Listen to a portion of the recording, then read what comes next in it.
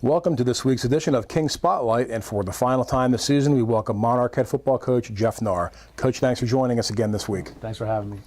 Coach, it's the final week of the season, and as always, Kings ends its season with a classic rivalry game as your Monarchs make the short trek across town to face city rival Wilkes University in the 19th annual Mayor's Cup game on Saturday. This is the 10th time that we have met this year. The team started practice in August, and win or lose, the season comes to a screeching halt. What's it like to make this 3-month journey and see the finality of the season staring you in the face? There's always different types of emotions. I mean, one, you feel a little bit of sadness because for 4 years, a group of seniors, have been with you, and then they've helped, build the program and grow with the program. And you see them grow from, freshmen and not really knowing what they're doing or where they're going, and and then leave here as young men with good GPAs and going to get their degrees and go on to do good things and have done good things, in the football program, from that standpoint. And then, then you're, excited to find, their replacements to come in here and fit in with the group that you have, from that deal. And then hopefully, by the end too, you're feeling, good because even you've seen like the freshmen come in and you've seen them, mature and start to help and develop and play. And in our special teams, there's more and more. Some of our younger guys have proven us they can play. So you kind of a little bit of a sense of satisfaction. You've seen guys develop and get better, than they were in August as they are in November. And then it's always sad because you don't want the season end. This is the fun part of our job of coaching, and then that comes to an end, and then the long haul of recruiting begins. On Saturday, Kings and Wilkes square off in a great local rivalry.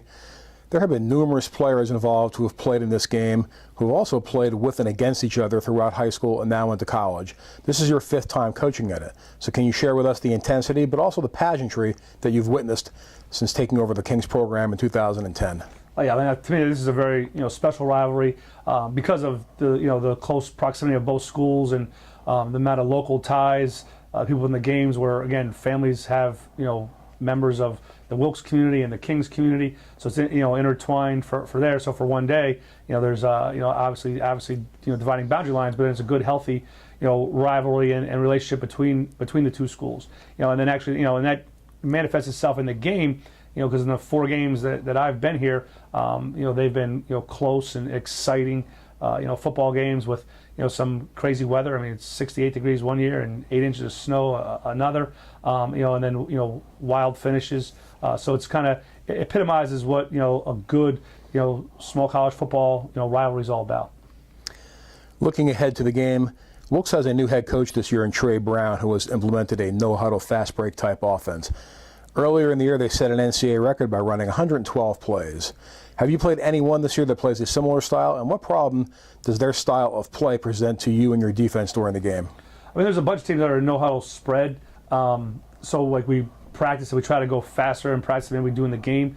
The problem we have, or what Wilkes is going to present that the other teams haven't, is that speed factor. Now, I don't know if they've got anywhere close to the 112 that they did against Del Val, but they get up there and plays. And then even if they don't run them any, how fast they run them is a lot faster than other teams from there. Most teams are taking 20 to 25 seconds to run. They're in that 15 to 20 second range. So they're moving faster than the other teams from that deal. So our guys got to get themselves off the pile. The play's over.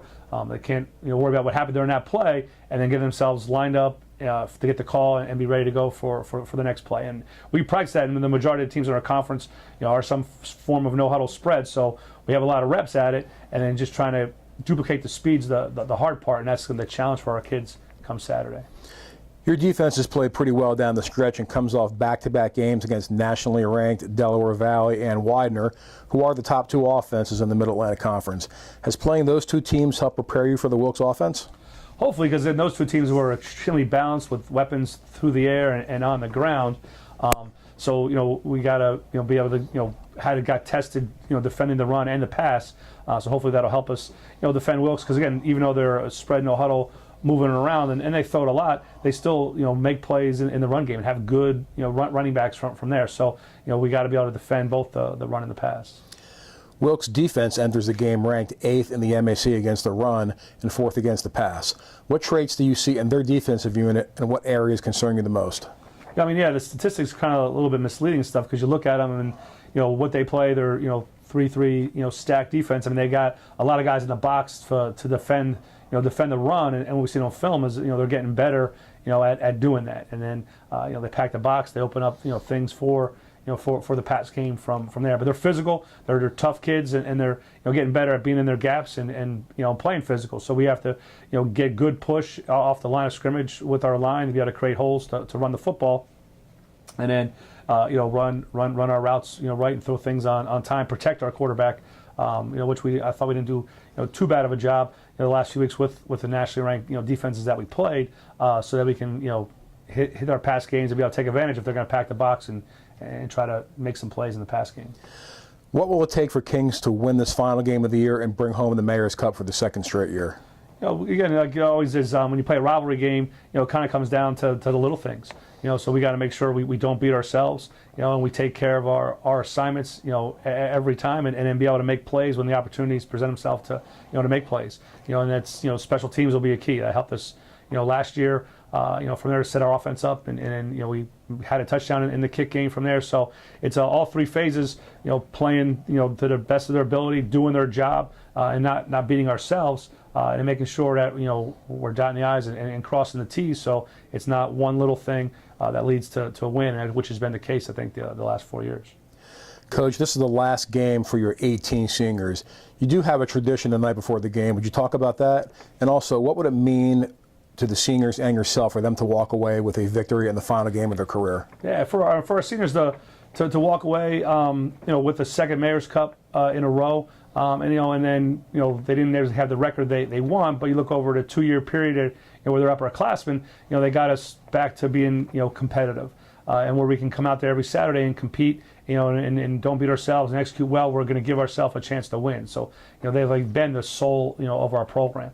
And then Friday afterwards, they get the chance to stand behind me as I address the team, and that means they have the back of the program. They have my back. They can be trusted, standing behind me. From there, they support the program, and then we finish it with they get their last tackle. They get to kind of dress up or do whatever crazy thing they want to do as they run through their teammates lane. We make a lane for them. They run through their teammates cheering and hooting and hollering, and they get the tackle dummy and make their final tackle before the game.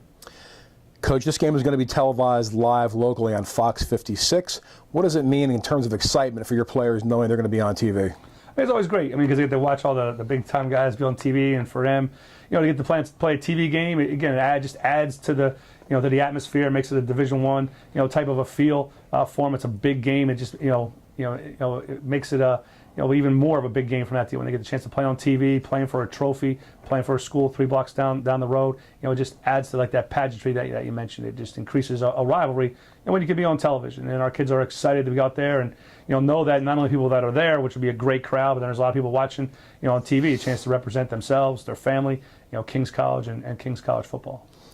And a reminder to our fans that the Mayor's Cup game will be broadcast live locally at 12:06 is the kickoff time on Fox 56 television, and can be seen on both the Comcast and Service Electric outlets, as well as DirecTV and the Dish Network.